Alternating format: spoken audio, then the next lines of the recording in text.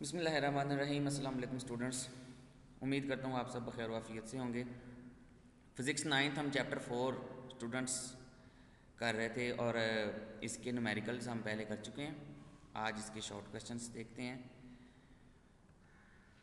First short question जी 4.4 how head to tail rule helps to find the resultant of forces.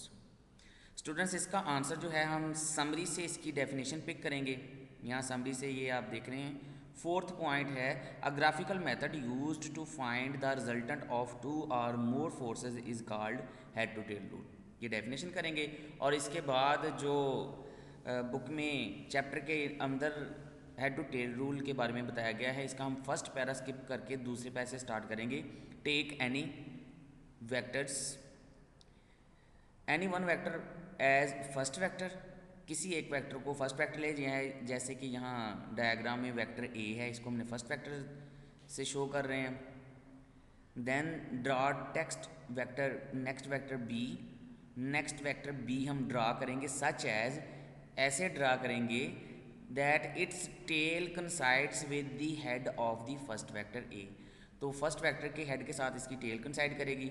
Similarly जितने भी vectors होंगे students पे, ये सेकंड वेक्टर जो बी हमने लिया है, आप थर्ड वेक्टर सी रखें, उसकी टेल जो है ना वो वेक्टर बी जो सेकंड वेक्टर है इसके हेड के साथ कंसाइड करें और सो ऑन चलते जाएं। जितने भी वेक्टर्स हैं वो सारे हम इस तरह प्लेस कर देंगे और लास्ट में जो लास्ट वेक्टर होगा, जैसे यहाँ वेक्टर हमने दो ही जमा करने हैं, कंबाइन करने हैं, ऐड करने हैं, तो जो दूसरा वेक्टर बी है उसके हेड को पहले वेक्टर के टेल के साथ हम लास्ट में मिला देंगे और जिस लाइन के साथ मिलाएंगे स्ट्रेट लाइन, इसको रिजल्टेंट वेक्टर बोलते हैं। यहाँ इसके पैरे दोनों करेंगे, ये पैरा नंबर 2 और 3 हेड टू टेल रूल के लिए। नेक्स्ट शॉर्ट क्वेश्चन है जी, यही जो हेड टू टेल रूल है इसके बारे में कुछ अगर आप इस फॉर्म में लिखना चाहें कि हेड टू टेल रूल की डेफिनेशन है और उसके बाद में थोड़ी सी उसकी एक्सप्लेनेशन है, तो आप ये भी लिख सकते हैं। 4.5 नेक्स्ट क्वेश्चन है how can a force B resolve into its rectangular components. एक फोर्स को उसके रेक्टेंगुलर कंपोनेंट्स में कैसे रिजॉल्व किया जा सकता है। तो स्टूडेंट्स ये एक लॉन्ग क्वेश्चन है रेजोल्यूशन ऑफ फोर्सेस का, लेकिन अगर इस तरह ये शॉर्ट में आ जाएगा तो आप इसकी सिर्फ डेफिनेशन लिखेंगे और इसके कंपोनेंट्स के नेम लिख देंगे। The splitting of a force into its perpendicular components is called resolution of forces. और हम लिखेंगे कि a force can be resolve into x component and y component. Next है 4.6 short question when a body is said to be in equilibrium. किसी body को equilibrium में हम कब बोलते हैं। स्टूडेंट्स याद रखिएगा, किसी भी बॉडी के इक्विलिब्रियम होने के लिए ज़रूरी है कि उस पर दोनों कंडीशन सेटिस्फाई करें इक्विलिब्रियम की। फर्स्ट कंडीशन है कि उस पर अप्लाई होने वाली तमाम फोर्सेस का सम इक्वल टू ज़ीरो हो। ये समेशन का साइन है, साथ में फोर्स है, तो इन सब का सम ज़ीरो हो। और दूसरी कंडीशन है कि वो बॉडी एक, ये जो फर्स्ट कंडीशन है इसको थोड़ा सा मैं और बताऊं कि अगर बॉडी इक्विलिब्रियम में होगी, अगर बॉडी यूनिफॉर्म वेलोसिटी के साथ मूव कर रही है या फिर रेस्ट में है, तो ये दो कंडीशंस हैं जिसमें ये सम ऑफ फोर्सेस ज़ीरो होगी। और ये सेकंड जो इसकी कंडीशन है कि बॉडी का जो रोटेशन है, बॉडी का टॉर्क जो है वो भी summation of all torques must be equal to zero. A body is said to be in equilibrium if the resultant torque acting on it is zero. अगर रिजल्टेंट टॉर्क उस पर act करने वाला ज़ीरो होगा फिर भी बॉडी इक्विलिब्रियम में ही होगी। नेक्स्ट है जी 4.7 short question explain first condition of equilibrium. First condition of equilibrium, जैसे कि ये इससे पिछला सवाल है, इसमें हमने सिर्फ इसमें दोनों कंडीशन बताई हैं, तो यहाँ आपने सिर्फ फर्स्ट कंडीशन बता देनी है। First condition of the equilibrium, body said to be satisfy first condition for equilibrium if the resultant of all the forces acting on it is zero. Summation of all forces is equals to zero होगा, तो ये first condition satisfy करेगी। 4.8 short question है why there is a need of second condition for equilibrium if a body satisfied the first condition of equilibrium. कोई body है वो first condition को satisfy कर रही है, तो फिर वो सेकंड कंडीशन की क्या ज़रूरत रही है। स्टूडेंट्स मैं पीछे जो अभी आपको शॉर्ट क्वेश्चन देखे हैं हमने 4.6, इसमें देखिए फर्स्ट कंडीशन क्या है। मैंने बोला कि फर्स्ट कंडीशन तब सेटिस्फाई होगी कि जब बॉडी रेस्ट में होगी या फिर यूनिफॉर्म वेलोसिटी के साथ मूव कर रही होगी, यूनिफॉर्म स्पीड के साथ जा रही होगी। अब body said to be in equilibrium if it satisfied both condition of equilibrium. जो फर्स्ट कंडीशन है body is in equilibrium if net force acting on it is zero, यानी कि बॉडी जो है स्टूडेंट्स अगर सपोज करें एक बुक है वो टेबल के ऊपर पड़ी हुई है, अब उस पर दो फोर्सेज हैं, एक उसके वेट की फोर्स है जो डाउनवर्ड उस पर एक्ट कर रही है जो चाहती है कि ये बुक नीचे चली जाए, और दूसरी जो टेबल की अपलिफ्ट फोर्स है वो उसको ऊपर को उठाए हुए है जो चाहती है कि ये बुक जो है ये ऊपर रहे। तो ये दो फोर्सेज हैं और दोनों फोर्सेज का सम इक्वल टू जीरो है, क्योंकि एक डाउनवर्ड है दूसरी अपवर्ड है, दोनों बराबर हैं, तो F minus F is equal to zero हो जाएगा, तो समेशन इक्वल टू जीरो आ रहा है। इसी तरह सेकंड कंडीशन है जो अब हम पढ़ने जा रहे हैं, ये एक तो ये रेस्ट की मिसाल दे दी है, दूसरी एक बॉडी है वो कार फर्ज करें यूनिफॉर्म स्पीड के साथ जा रही है, तो स्पीड के साथ तो इसलिए जा रही है ना कि उस पर जो इंजन की फोर्स है वो उसको पुश कर रही है, वो उसको आगे धकेल रही है। इसके साथ साथ आप ये भी देखें कि उसके जो टायर्स हैं और ज़मीन रोड के दरमियान फ्रिक्शन है वो उसको रोक रही है, यानी कि वो उसको पीछे की दानब धकेल रही है।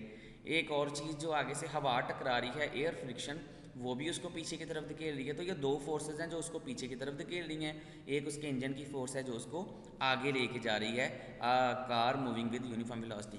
तो वो बॉडी जो है वो यूनिफॉर्म वेलोसिटी के साथ अगर मूव कर रही है तो हम बोलेंगे कि जो इंजन फोर्स लगा रहा है वो, और जो टायर्स के दरमियान फोर्सेस हैं, और तीसरी जो एयर फ्रिक्शन की फोर्स है, ये तीनों का समेशन ज़ीरो हो रहा है, इसलिए वो इक्विलिब्रियम में होगी। तो फिर फर्स्ट कंडीशन ने ये सारी बातें तो एक्सप्लेन कर दी, तो कहते हैं फिर हमें सेकंड कंडीशन की क्यों ज़रूरत पड़ी है। लेकिन स्टूडेंट्स अगर कोई बॉडी एक ही जगह पर रुकी हुई है और वो रोटेट करना शुरू कर दे, अपने ही किसी एक्सेस के गिर्द घूम जाए, तो अब वो उसने ना तो अपनी जगह चेंज करी है, इट मीन्स कि वो यूनिफॉर्म वेलोसिटी के साथ किसी तरह मूव नहीं की, और जगह नहीं चेंज की तो हम उसको रेस्ट में ही काउंट करते हैं। तो इस कंडीशन के लिए हमें सेकंड कंडीशन की ज़रूरत पड़ती है। For a body to be in complete equilibrium both condition should be satisfied in case of the couple, यानी कि अगर जैसे स्टेयरिंग है, स्टेयरिंग पे हम दो फोर्सेस लगाते हैं दोनों हाथों से, एक हाथ से नीचे की तरफ दूसरे हाथ से ऊपर की तरफ, तो इसको कपल बोलते हैं। Two equal but opposite forces act, दो इक्वल लेकिन अपोजिट फोर्सेस एक्ट करती हैं। अब अगर इक्वल भी हैं अपोजिट भी हैं, तो जैसे कि मैंने अभी यहाँ मिसाल दी कि बुक है उसकी वेट डाउनवर्ड है, उसका अपलिफ्ट लिफ्ट जो फोर्स है टेबल की वो अपवर्ड है, तो दोनों अपोजिट हैं और इक्वल हैं, तो उनका सम तो ज़ीरो हो गया। तो यहाँ भी इस कंडीशन में भी जब हम स्टेयरिंग पे दो फोर्सेस लगाते हैं कपल प्रोड्यूस करते हैं, तो वहाँ भी उनका सम तो ज़ीरो हो जाता है। फर्स्ट कंडीशन कह रही है ये इक्विलिब्रियम में है, यानी ये रेस्ट में है, लेकिन जो बॉडी जो हमें देखते हैं कि जो स्टेयरिंग है वो तो रोटेट कर रहा होता है, तो इसके लिए हमें सेकंड कंडीशन की ज़रूरत पड़ती है। First condition of the equilibrium is satisfied, तो फर्स्ट कंडीशन तो सेटिस्फाई होगी, लेकिन लीनियर एक्सेलरेशन ज़ीरो हो गया कि जो स्टेयरिंग है वो खुद मूव नहीं किया एक जगह से दूसरी जगह, लेकिन ये रोटेट कर रहा है। तो इट हैज़ एंगुलर एक्सेलरेशन, इसका एक्सेलरेशन एंगुलर है। For angular acceleration to be zero, angular acceleration को ज़ीरो करने के लिए the net torque acting on it should be zero, तो यहाँ हमें सेकंड कंडीशन की ज़रूरत पड़ती है। नेक्स्ट शॉर्ट क्वेश्चन है 4.9, what is second condition for equilibrium, ये हम पहले भी कर चुके हैं। Give an example of moving body with in equilibrium, कहता है किसी ऐसी बॉडी की मिसाल दें जो मूव भी कर रही हो और इक्विलिब्रियम में भी हो। तो ये बच्चों पैराट्रूपर है, यानी कि पैराशूट के साथ जो आदमी नीचे की तरफ जहाज़ वगैरह से, एरोप्लेन से या हेलीकॉप्टर से छलांग लगाते हैं पैराशूट के साथ, तो वो पैराट्रूपर हम उनको बोलते हैं। तो वो equal constant velocity uniform velocity के साथ नीचे डाउनवर्ड मूव करते हैं। So if a body is moving with uniform velocity it is said to be in dynamic equilibrium, जैसे कि पैराट्रूपर है moving downward with uniform velocity is said to be in dynamic equilibrium, तो वो होगा equilibrium में ही लेकिन वो dynamic होगा। 4.11 शॉर्ट क्वेश्चन है, think of a body which is at rest but not in equilibrium, कोई बॉडी है वो रेस्ट में भी हो लेकिन फिर भी इक्विलिब्रियम में ना हो।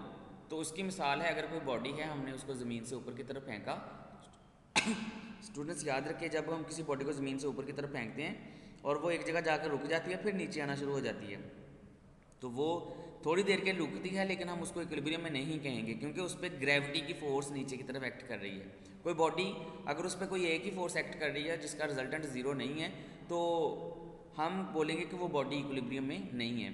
अ body thrown upward at rest just for a while at high point but force of the gravity still act on it to produce acceleration. तो क्योंकि उस पर अभी भी फोर्स ऑफ ग्रेविटी एक्ट कर रही होती है, दस the body is at rest but not in equilibrium. जो बॉडी हमने ऊपर थ्रो की है वो रेस्ट में तो आ गई थोड़ी देर के लिए but not in equilibrium. So students, it was all and all, ये आज का